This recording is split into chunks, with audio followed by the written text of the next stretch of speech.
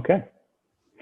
If you panelists are all ready, I think we can get rolling. So welcome, big hello to our attendees today. Thank you for joining us for this Crelate webinar on recruiting and staffing metrics.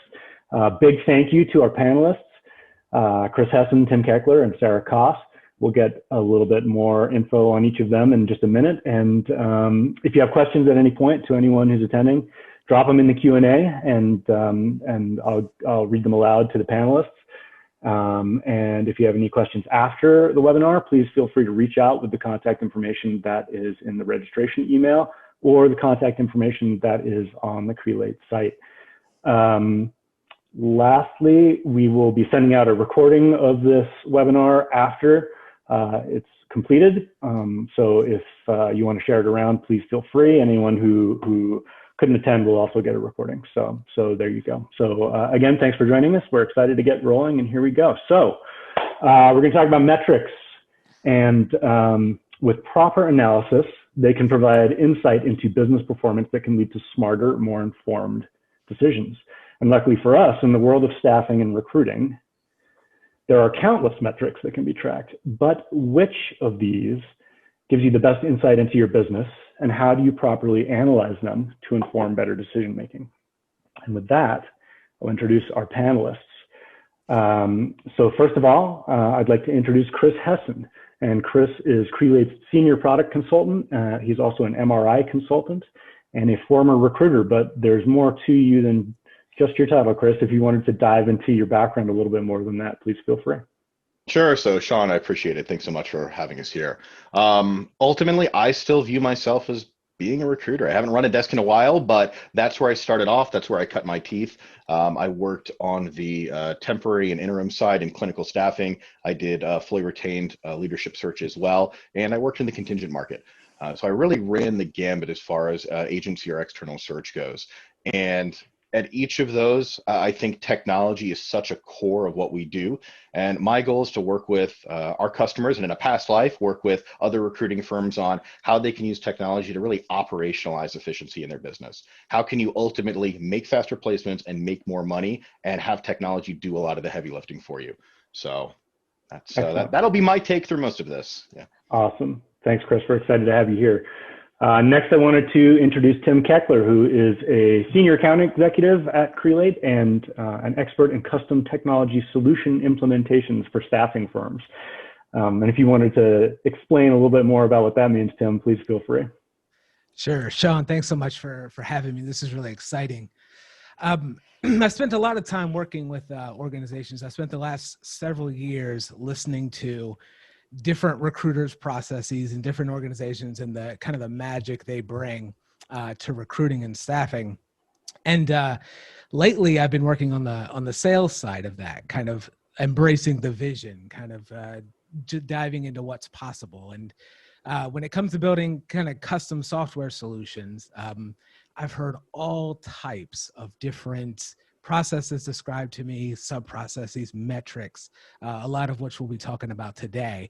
But all of those require something special to be done there. And that's where I kind of fit in, helping those organizations realize the dream or the vision and build that into their standard processes. Excellent. Thanks, Tim. And then last but certainly not least, Sarah Koss. And Sarah is Crelate's product owner and a former staffing agency VP of service operations. And so Sarah is an expert in all those staffing metrics. If you wanted to talk a little bit about your background, Sarah. Of course. Thank you, Sean. I'm super excited to be here today. So like Sean mentioned, I'm a senior product manager today, but in my past life, I did run a staffing agency. So I did temp, direct hire staffing, really focused on that non-clinical healthcare admin, finance, tech, you name it. That was my world. And being an operations leader, I'm a reporting gal. Show me those reports. Let's motivate a team. Let's use data to drive decisions. That was my life. So not only have I done that, I've got a lot of experience in MSP contracts. I had a big MSP contract when I was in staffing. EOR, all sorts of different types of staffing. So I love that I've been able to really bring that real life experience into my product role today to really be that voice of the customer. So I'm excited to get to be here today with all of you. Awesome. Thank you, Sarah. And so with that, I would like to just lob in a question, as I promised, and get this roundtable discussion going. So we talked about starting off with some recruiting metrics. Recruiting is sort of the first step in the flow. And I was just wondering, Chris and Tim, if you could speak to what metrics you find most useful and why, and then how do you properly analyze them and sort of make them actionable to drive business improvements?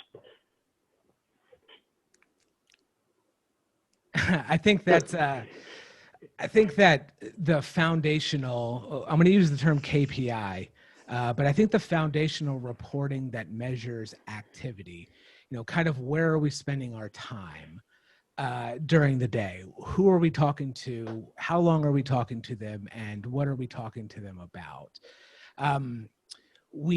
When we're talking about actionable actionable KPIs, we're oftentimes talking about like what these metrics can expose to us. And if I get a big picture of where we're spending our time, who we're talking to, I can start to see kind of this big picture of, well, here's our bottlenecks because we're making far too many calls, or we don't have enough offers compared to the number of calls that we have. So I think that these kind of foundational actionable KPIs, or these metrics and units in terms of activity, are what I see most commonly tracked. To answer your question there, it's kind of like the basis for any kind of reports that you want to build.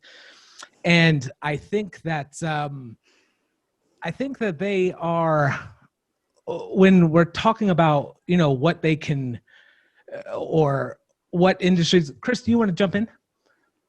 Yeah.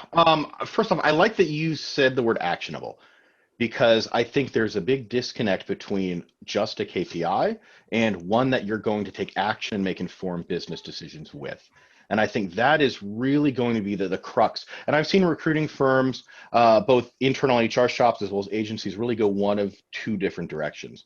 One, they measure everything, including how many times did you cough during the day, and trying to like find some bit of minutia from that data, or they don't track everything and just, hey, hope it works.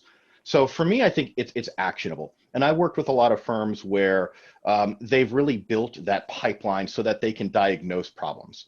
And I think diagnostic metrics are some of the most actionable you can come across. So when I ran my desk and when I ran a team, I would look at what is my submittal to first send out rate. So of the people I submitted, how many or what percentage of them made it to a first interview? What's the percentage of people that got a first interview and continued on?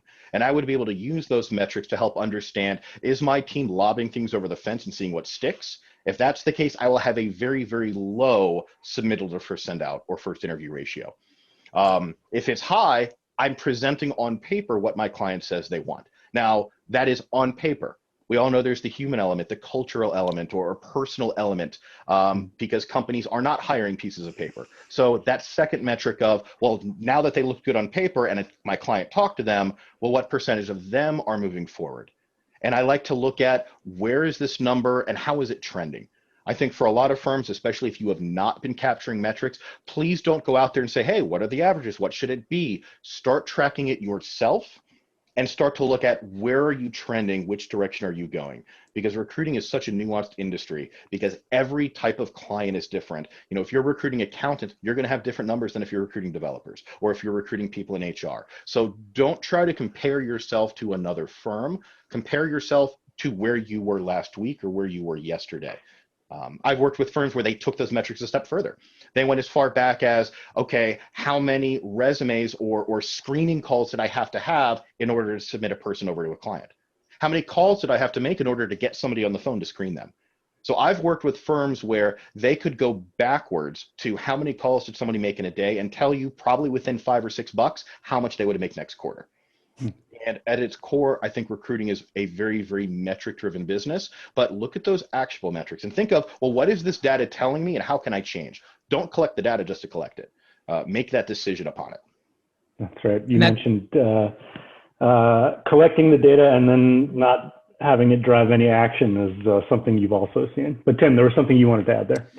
No, that's actually the part of the question that I wanted to speak on was, when a lot of people hear KPIs, they do think of, how many units, how much activity, and somewhere somebody has defined a bar of success with that. And I think that tracking those metrics is extremely important at a foundational level, but they only tell part of the story. It has to evolve into something actionable. It has to evolve into a bigger picture. I would say too, as someone who has led a recruiting team, I think what I've experienced is as I was learning the industry, I wanted to track everything. As Chris said, like, how many times did you sneeze or cough during the day? Like, that is very real.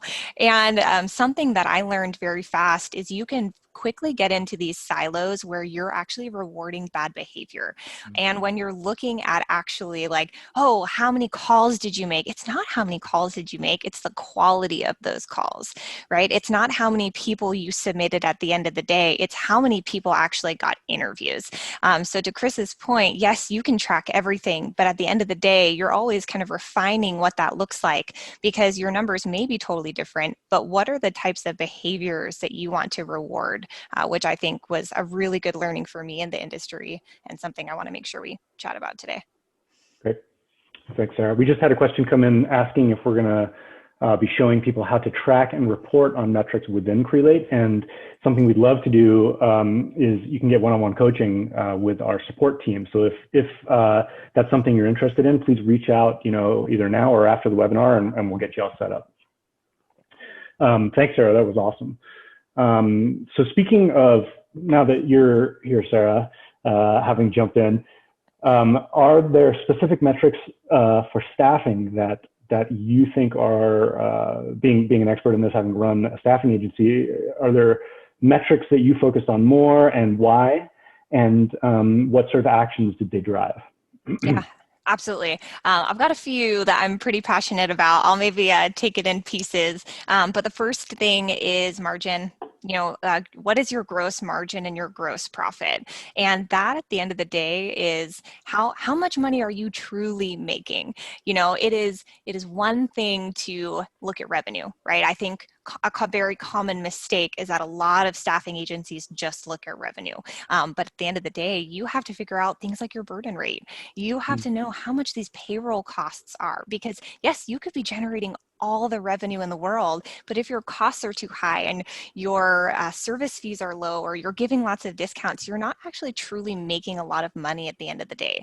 So really understanding all those regulatory costs, sure, they are not sexy, but these are the things that make your business grow and the things that help you sustain what is a very cash heavy business.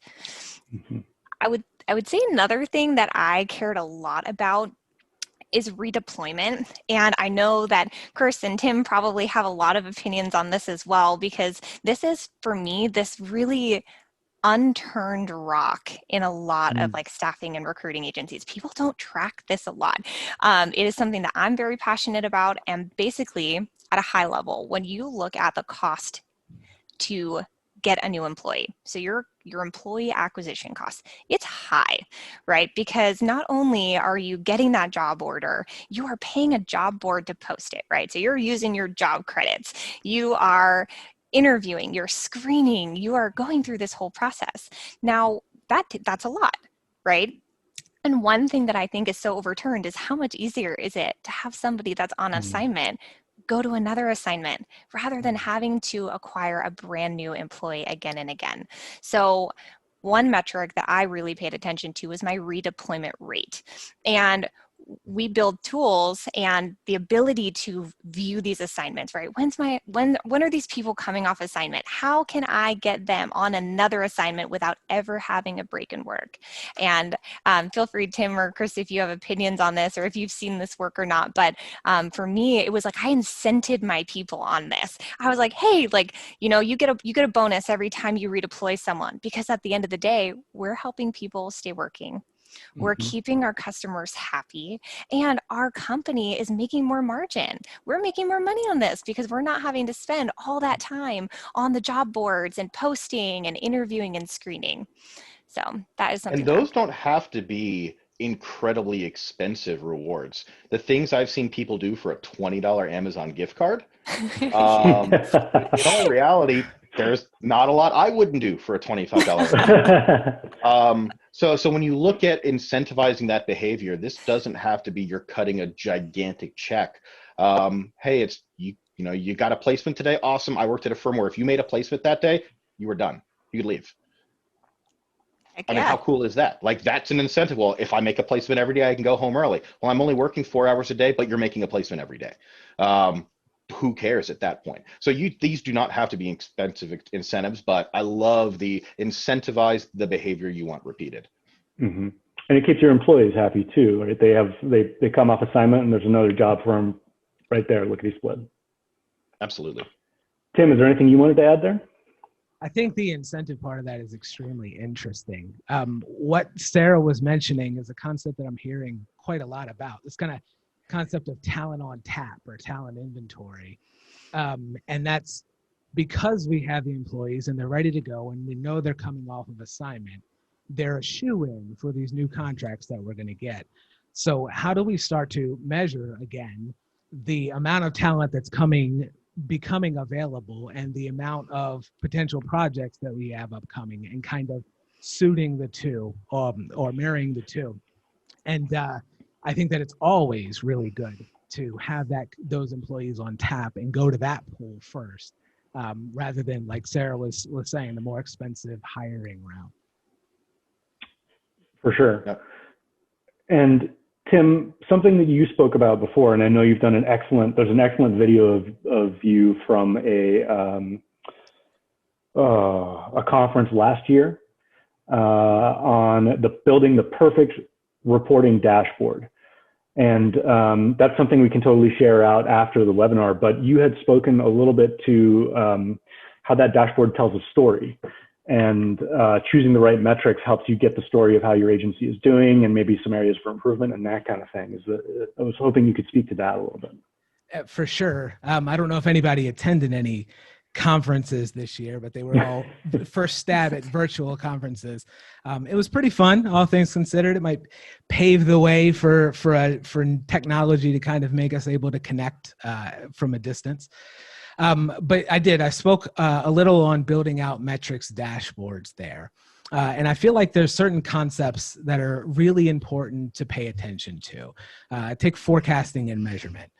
Both of them are extremely important. And what I said earlier, when I mentioned things like foundational KPIs and activity units and number of calls and submittals and texts and emails and in-mails, that really is the beginning to a bigger story. And I think that the metrics dashboard that you want to end up with, or that is your continual work in progress over time, is really one that takes and evolves those metrics and tells a really big story. I'm quoting a mentor when I say, I'm not interested in being the best at being lucky. And what that means is we need to really have metrics dashboards that tell us how we achieved a certain amount of success. When we've all come to those meetings where we had an upset or we had success where we thought we were going to fail. And it's important in those times to ask how, what was different? What did we do differently? What went our way? And a good metrics dashboard and the right kind of mixture of metrics on a dashboard can really expose that pretty quickly. For sure. Chris, is there something you wanted to add there?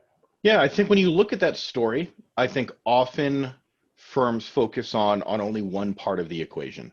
And often they're talking about those recruiting metrics of what does it take to acquire talent and build an inventory. And that could be across staffing, fully retained, whatever it is. They're often very driven on that side of the operations function. And sales often gets, hey, it's the Wild West. They'll have very strict metrics, very driven policy for what their recruiters are supposed to do. But on the sales side, it's just get it done.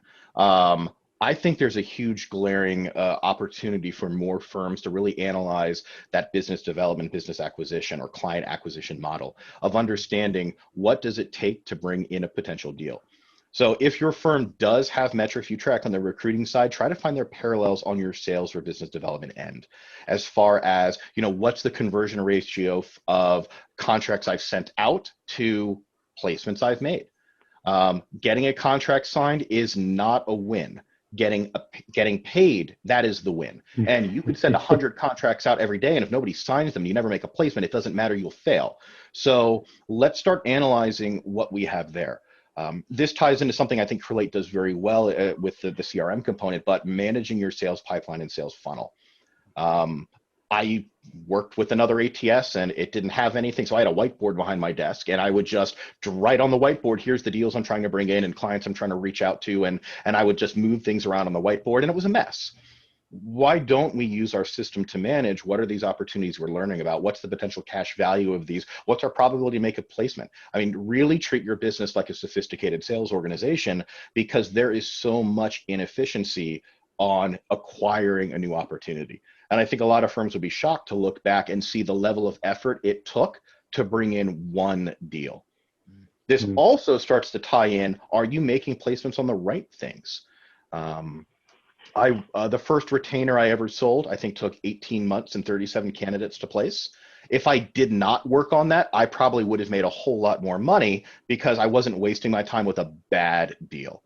Look back at your metrics to indicate, are there trends you can analyze to say, are these the right companies I should be working with? Are these the right jobs I should be doing? Chasing that short-term money can often end in heartbreak because you're missing out on something longer term. I have to jump in and share a relatable moment is when you said, Chris, that you have this whiteboard behind your desk. I feel like that is every staffing agency's reality, right? We are queens and kings of the paper checklist of putting things on a visual board because no matter what, every ATS CRM system that I had ever used in the past, that's how you tracked things. It was hard to find it in your system. It was hard to see workflows. It was hard to see that pipeline in that funnel. So yes, I can tell you every single morning in my staffing agency, you know what we did? We gathered around a whiteboard and we talked through all of our opportunities, all of our pending sales, and that workflow piece that I know that we're very passionate about at Crelate, that ability to drag and drop and see everything in one view. I remember that was a game changer for me when I was looking to coming on board here. I was like, man, if I would have had that, I could have taken away that manual process. So I'm a huge fan. Yeah, it's awesome to have someone with that kind of experience designing our product. Tim, was there anything you wanted to throw in there? Oh, Sarah, you had mentioned, speaking of staffing again, that some of the metrics you were tracking were things like gross margin, and you mentioned that that is an area that trips a lot of people up. Was there any stories you could relate around that, or anything you wanted to add there? Yeah, I think that when you're looking at your gross profit and your gross margin, it's not an easy thing to get excited about. It's not an easy thing to learn and to really dive in on. And I think that when you're looking at those KPIs, I think it takes a really deep understanding of why is your market price the way it is? What is your burden rate? What is your service rate? Because I think a really common misconception of those in the staffing agency is that, oh, you charge so much, right? The pay rate's this. Why is the bill rate that high? What are you truly marking up that much? But what I think people don't understand is in that, it's all your payroll costs. So things like FUTA, SUTA, all the regulatory costs. You've got benefits in there. You've got all these business items that are built into that bill rate. And then you have a service fee. And I'll tell you what, guys, that service fee is not that big. And it's a service fee per hour, right? So I think that it's important to not just look at revenue, to look at your entire gross margin, what you're truly making at the end of the day, and then base decisions around that. Because if you're just looking at revenue, you're not truly understanding that health of the business. And we give discounts, right? Like there's always discounts on bill rates. There's always chances where you make more or less gross margin depending on your bill rates and your pay rates. So really understanding that part of it and knowing what those costs are, that to me was that breakthrough moment where I was like, oh, wow, like this is how I price myself to not only be competitive, but to be competitive within your own business as well. Awesome. Very cool. So you've mentioned there are, you can track everything from how often you cough during the day to, actionable metrics. Are there metrics you found that are often tracked that aren't as useful as perhaps people think they are? Who wants to go first? I think that's, sorry about that. I think it actually goes back to some of what, like the number of calls and emails and text messages in and of itself isn't necessarily important, right? But when you're using that, and you're breaking that down to per recruiter, per job role, how much revenue has that equated to? Then you can start to say, well, when I have all of these, what was the question again? One more time. Metrics you've found not to be useful or as useful, but perhaps are commonly tracked. All right. So when you have all of those metrics, what you're really looking to do is you're looking to identify the amount of X that it takes to achieve Y, right? So take all of those commonly tracked, but not necessarily useful metric. How many emails did I send? Right. If I want to say recruiter A, has made 25 phone calls today, pretty good, by some standards. Recruiter B made 6 phone calls today. At the end of the week, we add all those up, but recruiter B, making only a fraction of the amount of phone calls, has double the offers on the table. And I think that's where those metrics, though they're not extremely important to track by themselves, can evolve into telling that story. Well, what can we learn from recruiter B there, who obviously is making more impactful? This kind of goes back to what Sarah was saying before about the quality of those different things that we're tracking. What's recruiter B doing over there that we need to pay attention to? Because the offer acceptance rate is nearly doubled than recruiter A, who's doing double the amount of work to achieve lesser results. Mm-hmm. I think to that point, Tim, a lot of it has to do with the sophistication of your team or people as individuals. I've trained and hired a lot of rookie recruiters, and in the beginning, they don't have that level of sophistication. So for me, I want to measure activity. That's a huge telling for someone who's very, very new in the role. We all know recruiting is not a job for everybody. And if you're not willing or able to put the activity in the beginning, you're not going to come out on the other side. However, later in the road, for me, it's shifted from how many calls are you making to how many people are you talking to? And then the core metric for myself shifted to how many submittals are you getting? So I think you can look at your team and have KPIs, but don't necessarily judge everybody by the same standard. I worked at a firm where we had someone who, I think he was our top billing recruiter. He worked Tuesdays and Thursdays from 9 to 11 and billed 750, 800,000 in direct hire fees, because he'd done it for 30 years. He was calling his friends at that point. You can't measure a rookie to that level and say, I only have to make 8 calls and I can make it. No, you didn't see the 4,000 calls he made a week in his first 5 years. So I think having that sliding scale of what are you tracking and what does that mean, and making that individual to your people on your team. That's great. I just want to reiterate, like when we talk about rewarding good and bad behaviors, right? You always want to start with what the outcome is. So like Chris, when you're measuring activity, well, yeah, because you've got to get some skin in the game and you've got to do stuff to produce stuff. The 2 biggest ones for me, I've spoken about revenue. I never looked at revenue reports. I only looked at gross profit reports. So that is like one thing that I can say. The second is time to hire. You guys, I feel like over and over again, people care so much about time to hire. And I know Chris mentioned this at the beginning. Time to hire is not always your best indicator of how hard you're working and how good of candidates that you're putting out there. So I would say that's a misconception of things that people track often. People are very incentive. How quick can you hire? How quick can you hire? But how often are you retaining those people? How good are those hires? Are they getting hired, that temp to hire contract, or are they ending after 3 months? So that would be one that I think I'd put out there.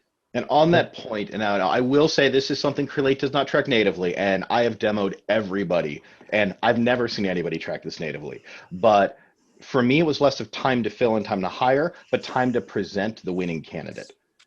If that's a metric you guys can look at on your side, how long does it take your team to submit the person that ultimately gets placed? Time to hire, especially on our side, you may present the right person within 48 hours, but your client takes 6 months to make a decision. How much of it is that on you? This now becomes a very valuable marketing metric as well. When, hey, on our placements, we average, presenting you the winning candidate within 3 days or within a week. There can be really good metrics of, is your team getting the right people? Now, if you have a big discrepancy between time to present and time to hire, how well are you managing or setting expectations with your client through the course of that process? Excellent. How often, and this could be open to interpretation, how often do you think people should be, or agencies should be, tracking specific metrics in order to get a sense of performance? What has worked for you in the past? I think it's something that if you're not living in your reports all the time, then I think you're missing data. So I would say personally, there are reports you look at weekly, there's reports that you look at monthly, and there's reports that you look at quarterly. And something that I didn't share earlier with this whole margin stuff is staffing is volatile, right? So you might get a contract for a call center and you might hire 35 to 50 people in 1 month, right? And they might be doing a 1 month or 2 month project. And then you look at your gross margin, you're like, oh my gosh, I made a lot of money that month. Like, how am I going to repeat that? So it's important to always look weekly. Yes, of course. You want to know how many people are out on assignment, how many hours they're billing for. You want to look monthly because you always want to beat your last year, right? Like you always want to beat your month last year. But then it's great because you also want to beat your quarters. And sometimes where you get revenue will move months, right? Maybe this call center job you got in May. Maybe next year you're going to have it in June. So it's really easy to get down and be like, oh no, like my month is down or my week is down in my margin or my gross profit. But when you kind of look at the singular and then more holistically, then you get a better sense of your health of the business. But it's important that you know all of it. You can't just look at one weekly report or just one monthly report and get that full snapshot of the health of your business. Yep, great insight. Is there anything that I haven't asked you about that you wanted to address when it came to metrics and KPIs and how sort of the right analysis can drive improvements?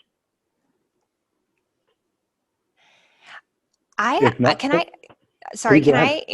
answer the question that came up in chat? Yes, absolutely. We had a question about, I think you're speaking about bill rate. Is that correct? Yeah. So Aaron, thank you for asking your question here. So I'm not sure if everyone can see this, but what he had asked is, how do you choose your markup and your bill rate? And what does that look like and how do you get started? And one thing that I found really fascinating in staffing is that your fees and your rates, they change by the industry and the type of recruiting that you're doing. So if you look and you take an administrative assistant, and then you take a warehouse worker, one of those is probably at a higher risk to get injured than the other, right? And your costs are going to be different for both of those. So your FUTA, your SUTA, your unemployment, all of that is much higher for that person in that warehouse versus your person that is working at a desk job. So when we were evaluating what our markup rates were, we had a gross margin calculator, and I hope there's some staffing people on this call that have one of these as well, because I feel like we're notorious for having these like really crazy calculators that have everything in there. So you have your different rates, you know where you make the money and where you don't. So you can charge a higher rate on the jobs with more risk, and you can charge a lower rate for the jobs with less risk. So Aaron, I wish I had like a perfect calculation for you, but what I would say 60-65% markup, that's standard. At least here in Seattle, that is what people do. But you also have to think about what your costs are. So what are the regulatory and the payroll costs? Are you paying someone to do your payroll and to be an EOR, or are you taking on that responsibility? And then also think about the service that you're providing. I know that for some customers, we did Wonderlic tests.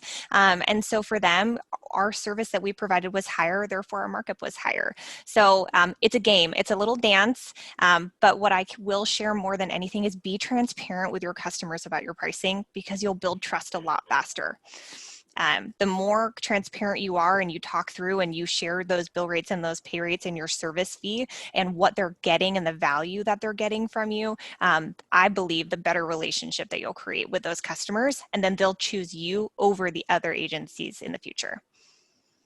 Great answer, Sarah. And Aaron gives you a big thumbs up.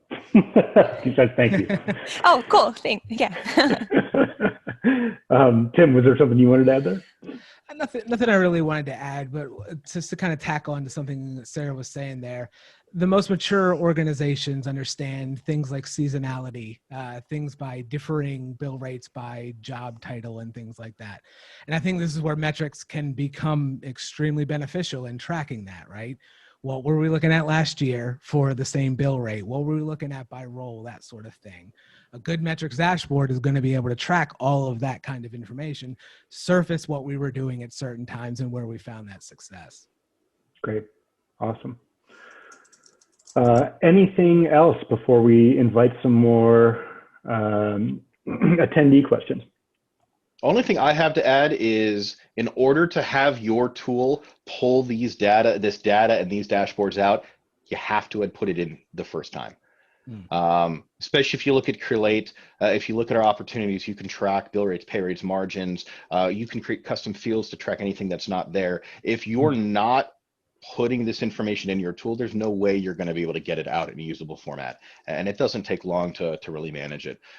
So look at, where are those points where you think you can improve? Because once you start tracking a lot of different data points, you're going to realize there's other places that will be more impactful. Or, hey, if we shift focus here, or if I provide additional training to my team here, you could see a greater result in revenue and profit down the line.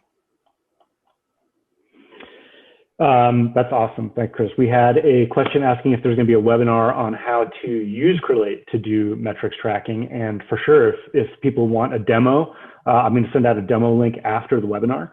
You can also find the link or the page on our site. So please feel free to reach out either via the registration email that I sent out, or via the website, or however you like.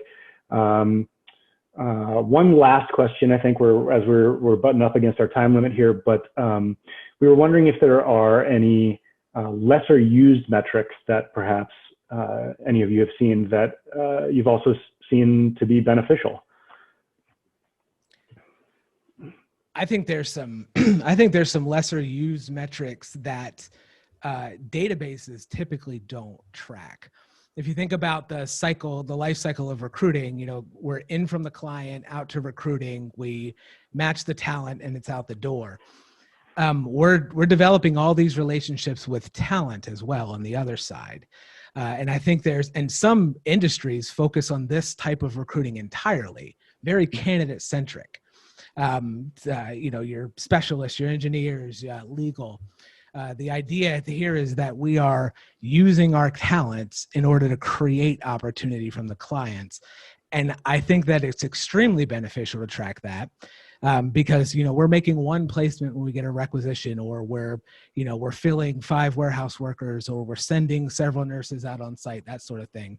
But we have this entire untapped talent pipeline that we can then use to create other opportunity with. And I think if we look at the candidate side of the house, what we're not seeing a lot, which I think is extremely beneficial, is what's our probability to place a certain candidate? How much money is a certain candidate worth to us if we place them versus an opportunity that we get from a client? So I think more metrics and analytics on the candidate side of the house, and what we're doing in order to create opportunities with most placeable candidates and things of that nature. Awesome. Thanks, Tim. Chris or Sarah, is there anything you'd like to add there, or anything in general before we wrap up? Yeah, I think I'd mentioned my favorite, the time to present. And not just time to present, but time to present the winning candidate. I think having both of those become very valuable metrics. My goal with any new search was I wanted to have at least a test candidate into my client within 72 hours. That was going to give me a good line of sight to understand how serious are they. Are they going to be responsive? If I present a candidate and the client never gets back to me, well, I'm not going to waste my time and submit over anymore. So being quick and looking at how long does it take your team to get somebody in, and then looking back and saying, how long does it take my team to get the right person over to the client? I think that's going to help you understand your sourcing capabilities, maybe even understand the health of your database. Are these people coming from job boards? Are these people coming from inside your database? Or are you going out on LinkedIn and having to pull new people every single time? And how can you become faster as you move forward? Very cool. Or are they employees? We can set out assignments. Oh, Chris, you just brought up such a good point, is understanding where your candidates and your leads are coming from. I would say that is something that I didn't start tracking until I became more of an expert. Like it was one of those things that it was like, okay, how many people do we need on assignment each month? How much margin do we need to bring in? But then when you start digging into, hey, most of my candidates come from a ZipRecruiter, over Indeed, or these types of candidates come from this source and not the other, then that's how you make really good decisions on where your marketing budget goes, right? I need to put some more money in ZipRecruiter and have more job postings there, or I need to be able to do an incentive, right? Again, we really incented people on bringing their friends, get a referral bonus because again, we don't have to post, that's a win-win. We know them, they come from a mutual source. And same thing with your customers. How many of your customers are coming from a referral versus like where are they finding you? Because once you can tap into that, and when you have the headspace, right, like these are the things that you add on once you have a really good foundation. I don't know if, you can choose when you decide to focus on this, but when you know where things are coming, that's when you can really dig in and figure out how you maximize those avenues or those channels. Great. Thank you, Sarah. If anyone, any of the attendees has a question, now would be the time to ask it. If not, I think we're about to wrap up here. So I just wanted to say a big thank you to Chris, Tim, and Sarah. And I realized I forgot to introduce myself. My name is Sean. I'm also Crelate. And on the marketing team, I was listening carefully to Sarah talking about how you can drive up your marketing budget there. I was looking for more budget. But anyway, just wanted to say thank you. And again, I'm going to send out a recording of this webinar afterwards, along with a link to Crelate demo if people are interested. We have some questions about using Crelate to establish a metrics dashboard, as we've been discussing here, and that would be the place to do that. So just a big thank you to all the attendees, a huge thank you to our panelists here. And unless there's anything else, Chris, Tim, or Sarah, you'd like to add, I think hold on, we have some more questions coming in. I was just going to type an answer to Aaron. He was asking what a referral bonus is. So we did 2 types of referral bonuses. So we did them for our employees that were out on assignment. So if they referred a friend or anyone who got hired, we would give them, I don't know, $50 or a Starbucks gift card or something like that. You can choose your amount, what makes the most sense. But I will tell you what, people get real excited for that. And then on the other side, we would do a client referral bonus. So a lot of the staffing that we did was in larger companies. So let's say I had a relationship with the accounting department, and if my hiring manager referred another department manager or another company, then we would give them like a discount on their service fee for the next couple placements. So you can choose how you would like to do that. But I tell you what, people love free stuff. Even if it's a $5 Starbucks gift card, they love feeling like they're acknowledged and that they've helped out and that they're getting rewarded for it. Awesome. Thank you, Sarah. Chris, Tim, any last thoughts? Other than just saying thank you for having us. This has been really exciting. Thank you for all the great questions. And if anybody has, I see follow-up questions and things like that out there. If anybody has follow-up questions, Sean's mentioned how you can get a hold of us. We're happy to kind of dive deeper anytime you're ready. Yeah, would love to hear from you. And on that note, thank you again, Chris, Tim, Sarah. Thank you to all the attendees, and I will, you'll be hearing from us with just post-webinar recording and all that kind of stuff within a day or two. Thanks again, and thank you, Chris, Tim, and Sarah. That was great. Thanks, everyone. Thanks so Sean. much.